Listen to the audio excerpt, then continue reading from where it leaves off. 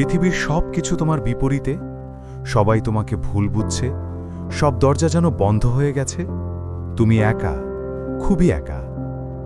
এই সময়টা হয়তো কঠিন, হয়তো কেউ তোমার কষ্টটা বোঝে না, কিন্তু শোনো, আল্লাহ বোঝেন। তুমি কিছু বলার আগেই তিনি জানেন তোমার হৃদয় কেমন ব্যথায় কাঁদছে। তুমি শুধু একটু থেমে যাও, চোখ দুটো বন্ধ করো, একটা গভীর শ্বাস নাও, আর মনে মনে বলো, হে আল্লাহ, তুমি আমার সাথে আছো। দেখবে তোমার বুকের ভেতর একটা শান্তি নেমে আসবে, কারণ আল্লাহ বলেন, নিশ্চয়ই আল্লাহর স্মরণেই হৃদয় প্রশান্তি লাভ করে।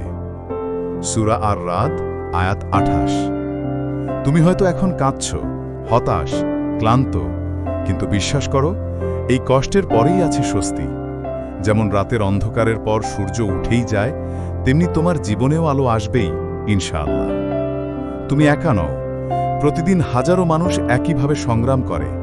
আল্লাহ প্রত্যেকের পাশে থাকেন, তোমারও পাশে আছেন। চোখ খুলুন, এক নতুন আলো আপনার জীবনে প্রবেশ করতে প্রস্তুত। তোমার মনকে বলুন, সব ঠিক হয়ে যাবে। তোমার অন্তরকে স্মরণ করিয়ে দিন, আমার রব আছেন, যিনি আমার সবথেকে বড় শক্তি।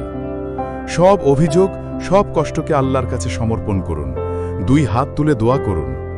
মনে রাখবেন, আল্লাহ তার কোনো বান্দাকেই সাধ্যের অতিরিক্ত বোঝা দেন না। এই মুহূর্তে তুমি যা সহ্য করছেন, তা তোমার সহ্য করার ক্ষমতা আছে বলেই তিনি তোমাকে দিয়েছেন। ইনশাআল্লাহ তোমার মন ভালো হবে। সবর করুন এবং আল্লাহর প্রতি শুকরিয়া আদায় করুন। যদি ভিডিওটা ভালো লাগে, একটা ছোট্ট সাবস্ক্রাইব তোমার দোয়ার মতোই হবে আমাদের জন্য। আল্লাহ তোমার জীবনকে করুণায় ভরে দিন। আর লাইক, শেয়ার এবং কমেন্টে আমিন লিখতে ভুলবে না।